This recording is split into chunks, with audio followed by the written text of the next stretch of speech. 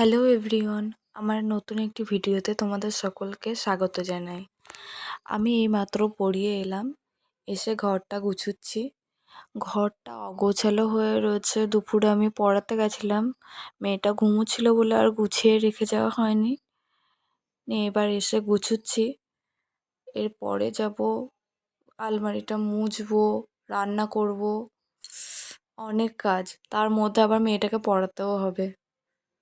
বুঝতেই পারছো, ওর বাবা গেছে কাজে, আমাকেই সব কিছু করতে হবে। এবার গুছানো হয়ে গেছে, ঘরটা কেমন লাগছে একবার দেখে বলবে তো।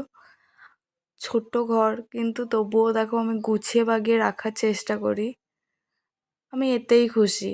আমার যেটুকু ভগবান দিয়েছে তা নিয়ে সন্তুষ্ট থাকতে চাই। দেখো, মাছগুলোকে খেতে দিতে ভুলে গেছি বিকেলে, নিয়ে এই সন্ধ্যাবেলা এসে দিলাম। ওদেরও খুব খিদে পেয়েছে।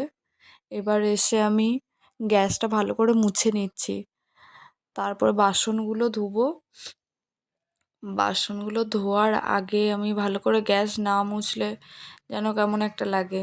সব ভালো করে মুছে নেওয়া হয়ে গেছে। এবার বাসনগুলো ধুয়ে নিচ্ছি। বাসনগুলো ধুচ্ছি, ধোয়ার পরেই মেয়েটাকে দুধটা গরম করে দেবো। অনেক বাসন জড়ো হয়েছে। দুপুরে খেয়ে দেয়ে বাসনগুলো ধুয়ে রেখে যেতে ভুলে গেছিলাম। একটু রেস্ট পাইনি, তার জন্য রেস্ট নেওয়ার জন্যই বাসনগুলো ধুচ্ছিলাম না দুপুরে। বিকেলে এসেই ধুলাম। বাসন ধোয়া হয়ে গেলে মেয়েটাকে দুধটা গরম করেই ওকে পড়তে বসিয়ে দিয়েছি। আমার সাইডেই রয়েছে, একটু পরে দেখতে পাবে। নিয়ে এবার হচ্ছে বাসন ধোয়া আমার কমপ্লিট।